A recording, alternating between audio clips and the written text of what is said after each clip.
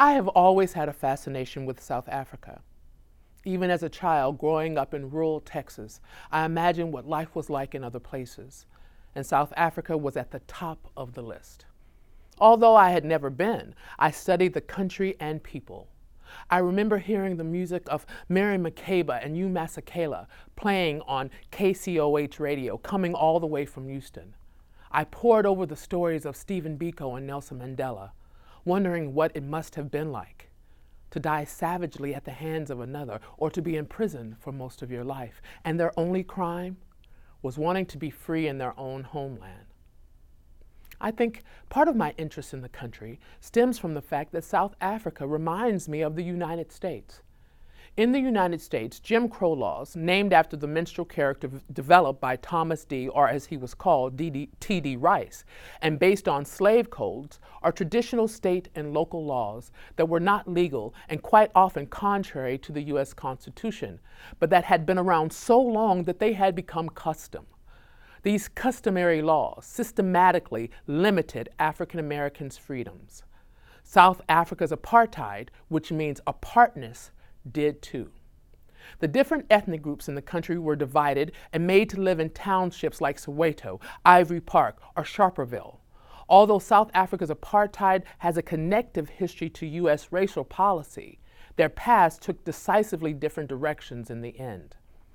By the time I entered college, anti-apartheid sentiment in this country was reaching a fever pitch, with companies like Shell Oil and Coca-Cola both bowing to international pressure and reducing and/or halting operations in the country for a time. Upon graduating from college, I had the opportunity to work with a group aiding South African refugees' relocation to various parts of the United States. When apartheid ended in 1994, Mandela was freed and elected president, and the Commission on Truth and Reconciliation convened. That political body was put together to aid in the healing process after the close of apartheid, because South Africa and her citizens made the conscious decision to examining the wrongs of their racial past and work together to reform and establish their society as one of the most racially diverse and aware in the world. Habaragani, what's the news? The Reformed South Africa. And I am your host, Dr. Ardencia Hall Karambe, and this is The Market.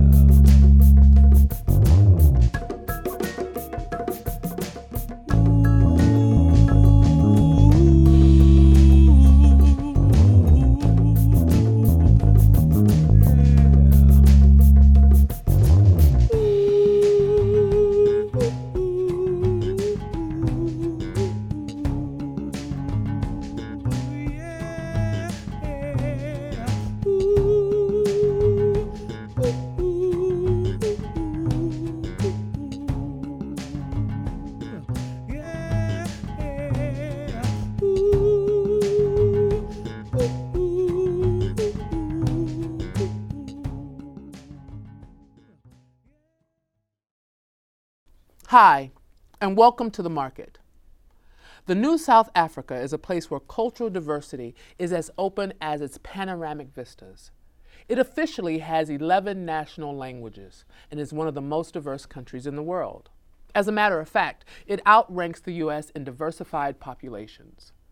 In 2014, a group of Community College of Philadelphia faculty and students headed to Cape Town, South Africa to see how the society had changed in the 20 years since apartheid. Today, my guests are English department faculty Debonair Oates Primus and Lucia Bea Kanga and student Worth Muhammad. Thank you all for coming. Thank you for having us. My pleasure. I have to ask, this is the first thing I have to ask. How long was that flight? Long. Okay. Yeah.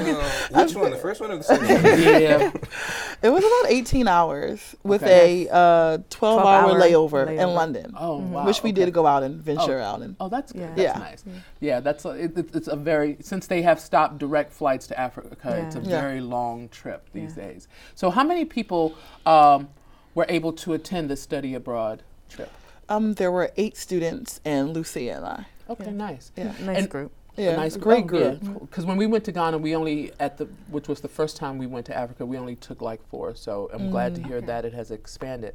And with that, I really should say we all should thank Faye Beecham for her Yes, dedication absolutely. to the Center for International Studies here at the college. She has worked tirelessly to make the study abroad program a stellar opportunity for students and faculty alike. So I applaud Faye. Thank you ever so much. So. Why South Africa? Why do you think it was important to take students to South Africa at this time? Well, it's something that Debonair and I have had interest in for quite some time. Africa as, I guess, a topic that we both hold near and dear to our hearts. And so, even starting or restarting or reigniting the African Writers Club. Book club for faculty. Right. Yeah. Okay. So I think some of the conversations started there, but it was part of a long conversation. So it seeped into this other organization that I was a part of, the African Culture and Traditions Club, a student-run organization here at the campus. I was a co-advisor for. The students there wanted to go to South Africa one year, but we fell short in terms of funding. So, It was a mix of timing, right? Some of the conversations started bubbling up for me on that end, for Deb. Yeah, sort of like the same thing. We were both part of the International Center for Understanding. Right. We were attending the meetings, and we were sort of having conversations about going to Africa and like running it by Faye and keep running it by her over and over again. And I had gone to South Africa in the summer of 2013 for a study abroad program in my PhD program. And when I got back, Faye was like, "How was it?" And I was raving about it. And I talked to Lucia about it, and it just sort of emanated organically. And we decided that we were definitely going to go by the end of that summer. And the planning took all year, and we were off in May. And Clint Gold, who's a retired professor from here, In also English, was yes. quite instrumental in that. I think he was the third piece of this. And when we were both having these ideas, that same year he was retiring, he was also planning on moving to South Africa and living there. So, all three of us. Well, he spends his summers there. Yes, Yeah, he yes. spends his summers there. Yeah. So all of us kind of came to this one meeting before the semester ended Lots with of this meetings. conversation, Yeah. with this one conversation. It was a group effort. Yes. So Indeed. Glad to hear that. So Why once you arrived in South Africa, what were some of the larger African cultural groups that you got to interact with when you were there? Well, like you said, we were in Cape Town exclusively, except for when we visited the safari camp. So Cape Town is one of the most diverse cities in all of South Africa. So there are many different African cultures within it. We met people from the Congo, Sierra Leone, everywhere. Everywhere you go, it's a city full of transplants from all over Africa. So, and locals, but lots of transplants from other parts of Africa looking for opportunities. There are lots of employment opportunities in South Africa. So you get lots of different African cultures amalgamated together in this one amazing city. Did y'all have an opportunity to study any of the language of the South African groups that while you were there, like Xhosa or anything like that? unfortunately not. The tour guides that we had tried to teach us a few words in Afrikaans, Okay. but that was about the extent of Yeah. of our learning when it came Yeah, to it was the 12 language. days. Yeah, it's hard to so learn it wasn't, language. you Yeah. know. Yeah. And again, we were in Cape Town, so that's its own sort of area that's much different than maybe Joburg and Yeah. Durban. and- Durban. So it definitely is outside of just the people who reside there. You find we found, or at least I thought it was pretty interesting how many other groups were traveling there from everywhere, really, in the Europe world. and Yes, Asia, China, and- Japan. right? Yeah. There are people from New Jersey and I was gonna say, like, there was definitely A lot of people from the surprising States. amount of Americans, Yeah, like, in so- South Africa, so- which was a little bit annoying, but Well, like even though that's not typical, because we heard from our van driver that American tourism, they don't really have tons of American tourists visiting South Africa. Lots of European tourism, but not a lot from America. So yeah. I think we Yeah. find that a lot across the continent, unless you're talking about North Africa.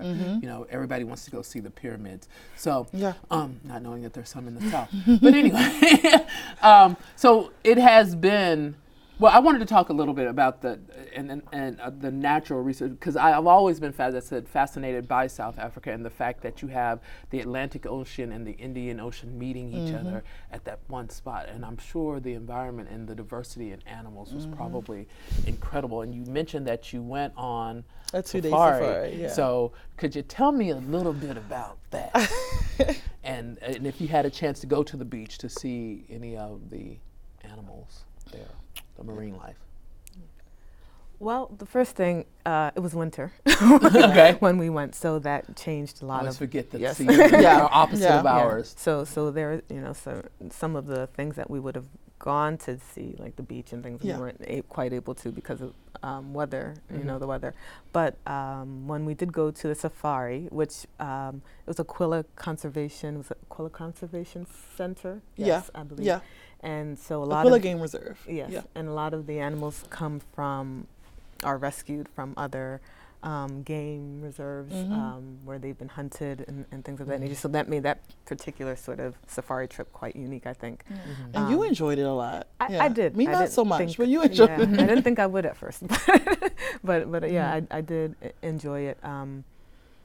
There was just something breathtaking and awe-inspiring about being, in nature just surrounding you and for miles and It's miles majestic. and miles. Yeah, yeah. Exactly. And it kind of makes you check who you are, especially when you're in the city, you kind of are very in your head, but, things change when you're out in such, in that wide expanse. I And definitely so, found it was, I think we had a really cool tour guide, and he was funny. I guess it was like a running joke. They would always make jokes about, when they tell a story, this one time where an animal like attacked the truck or something like that. And so we had a few encounters where we had to actually stop and reverse because an elephant was showing signs of aggression or stuff like that. But it was also, That happened. I'm sure it wasn't cool while you were going through it, but it sounds cool from sitting right here. Exactly. yeah. It can get a little scary, but I mean, especially because they're open air trucks, and so like they're like no windows, no like nothing. So if an animal actually decided it wanted to attack you, like there's nothing for you to do. But the interesting thing that I saw was that the tour guide, and I don't know if this is like unique to him or if they're all that way, but he was very like passionate about his job and very passionate about the animals. And he told this story about we were actually driving around in the lion den, and one of the lions they were scared of him, and he told the story about how I think she possibly got a thorn in her paw or something like that, and he had to shoot her with a tranquilizer gun to get her medical help. And ever since then, she had been afraid of him, and that was kind of sad, but also heartwarming that he cared that much about what he did to like feel bad that the animals were scared of him. So, yeah. So I'm going to kind of backtrack just a little bit. The process, Mohammed, I'm going to ask you about the process of becoming a study abroad student. What was that like for you? What did you have to go through in order to do that? It was, I will say it was competitive, but it wasn't incredibly like difficult as far as the things you had to do, fill out a form and go through an interview process. And so like I felt really good about my interview when I went to do it, and also get recommendations from professors. I felt really good about my interview because a lot of the questions that I were asked and a lot of the things that they asked me to reflect upon as far as like group dynamics and that kind of thing I had experience with. And so like it was really easy for me to talk about that kind of thing, and I was really excited about specifically going to South Africa, not just going on a trip abroad. And I think that helped as well. So yeah. Was it your first trip abroad?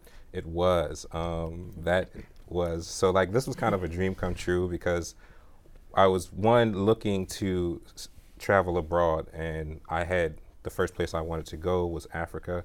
And so like as soon as I saw that there was a study abroad trip to South Africa, I got really excited about it and applied and everything. So yeah, it was definitely awesome. Good. So it has been about 20 plus years, or just a little over 20 years since apartheid ended in South Africa.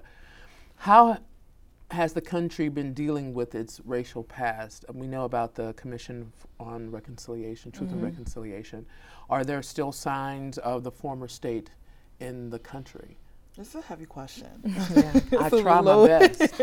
It's a loaded question. I think we saw it in different spaces.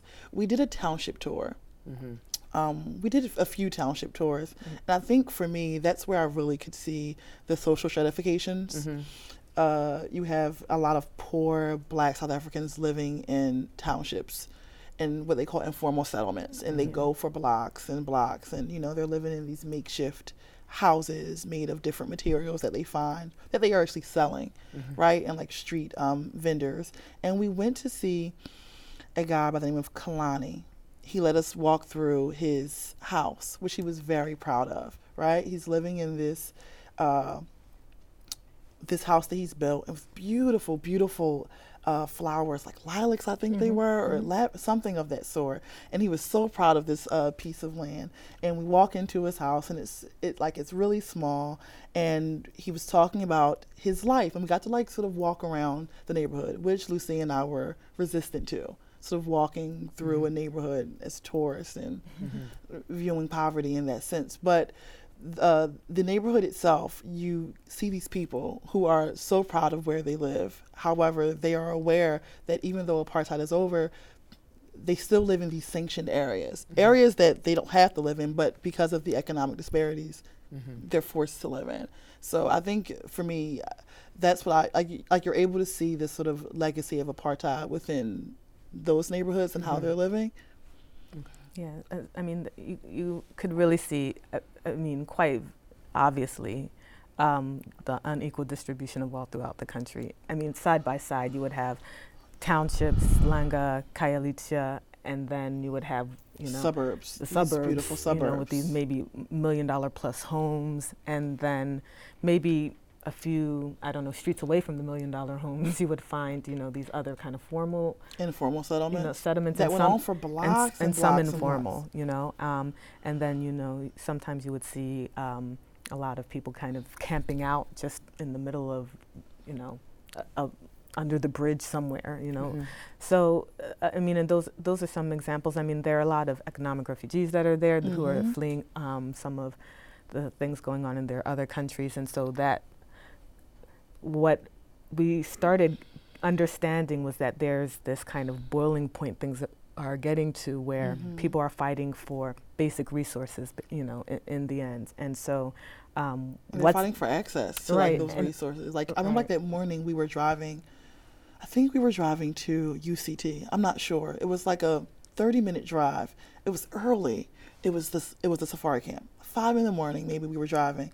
And this early in the morning, we saw tons of people on the sides of highways, like waiting for hitchhiking, really, to like get their kids to school into the city like itself. They were waiting on highways, hitchhiking through what we would call like expressways or highways, just to get their kids into the city to go to school, where they had more opportunities. So I think like there were times like that where you see them like literally fighting to get access to better and more accessible. In some of the townships, they also had empowerment centers, and so I believe that is an attempt to be able to kind of create some sort of self-sustaining work through arts and crafts and that will benefit the community. And so, you know, those were maybe smaller signs of, okay, well, we're, you know, trying to make a turn or trying to gain access, as you keep saying, to, you know, this kind of larger thing that's at work. But so looking at the Commission of Truth and Reconciliation and looking at where we are now, do you think it worked? Well, there's a rising middle class, I right? know. Yeah, well, there's a rising black middle class. There's an in emerging black you middle know. class happening. Work is such a hard. I think there's progress, right? Right. I think like there's progress, and I think it's happening pretty quickly. By the way, I think their progress, if we compare, I don't know, right? Like We can, because I do in my Okay. opening, I actually compare with Jim Crow laws Okay, here in the yeah. United States. So the idea of 1964 and then 1964 here in the United States, the signing of the Civil Rights Bill, and then 1994, the ending of apartheid. Yeah. So they are only they're 30 years apart, and so you do they're I think they are parallel when it comes to Okay, good. Yeah. those ideals. Yeah. I think that their progress to me seems quicker, right? Like if we Yeah. compare it to, right? That's like like definitely ahead. something that like I when I was drawing parallels for my report afterwards, something that I kind of noticed. It almost seemed as though, there was that parallel of kind of oppressionistic situations, but South Africa's progress towards equality seemed to be slightly faster than in America. And I Well, thought I that was think, super yeah. interesting. Yeah, like I think a lot of it has to do with the fact that more Black South Africans are influencing. They're in power. Exactly. They're in power. Right. Like they're within those power structures, and many of them. Right.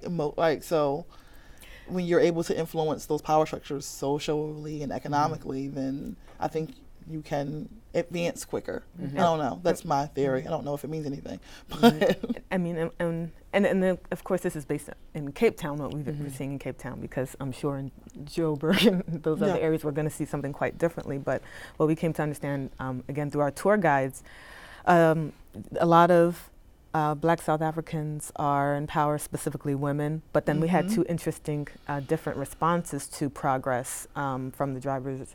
One who was an older gentleman, Malcolm, I believe, maybe in his yeah, 50s, mid to maybe late 50s yeah, maybe or early so, 60s. wants his son to leave. And both identified themselves as colored. And Malcolm felt Which that means he mixed was race. not, he felt that he was not at all, his rights, the things that he wants were not at all addressed by the current government. Or accessible, Right, right? and he just felt was- like his son, he wants them to leave because there's just no opportunity for him there.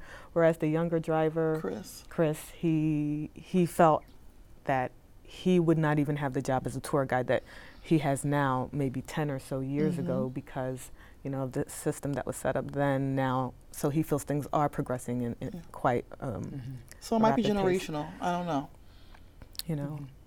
Interesting. So, I mean, These are two people's perspectives. I know, It is. I know. I've been finding this. I will also say, and I'm going to chime in, and that is the idea that I think the Commission on Truth and Reconciliation, if they did nothing else, they opened that door for that conversation, admitting the idea of that there were wrongs, that there were things in the past that we need to address, helps the healing process, and I think that's probably one of the things that, as we look at our own country, and we're in the process right now, and is it South Carolina, and the debate over the Confederate flag, and those symbols and those things that are we're even farther away, but we're still fighting over something that they worked out through a system that they invented. They said this is what's going to happen in the commission, and so I think that was the commission's work. So.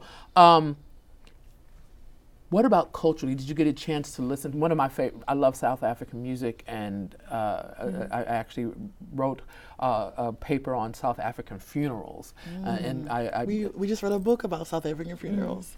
really? What was it? Yeah. Okay. And so in writing about South, and one of the things I like about is I find that there's a strong connection really between African Americans in this country and South Africans, and when you look at the music of Hugh Masekela and Mary Makeba and Lady Smith, Black Mombasa, in the sense that they credit a lot of their style and a lot of what they were doing to what was happening in the United States during the 1960s with the Roberta Flack and Aretha Franklin and Temptations and others. So Even did you get a blues and chance to jazz. go to any of the clubs We did. and listen to some music? So Yeah. what did you think about the music, the cultural aspects?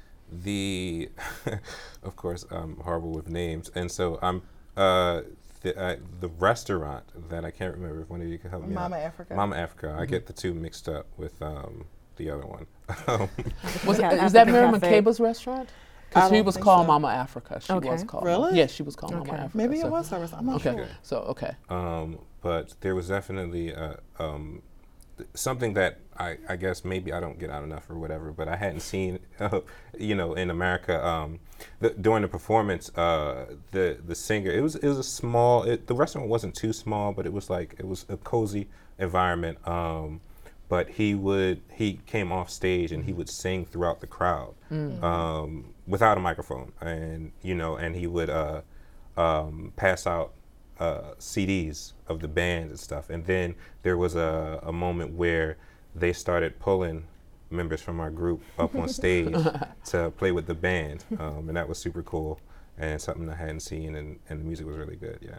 So did you get a chance to play with the band? I didn't, but only because I was filming everybody else going on stage. So. Okay, wonderful. Well, ladies and gentlemen, I want to thank you ever so much for coming in today and being a part Thank you of this for having us. conversation. Yes. I greatly appreciate it. So I want to thank my guests today, and it's been a delight having you here. And I also want to thank you for tuning in to CCP TV, the educational television station of Community College of Philadelphia. I'm Dr. Ardencia Hall Karambe, and this is The Market. See you next time.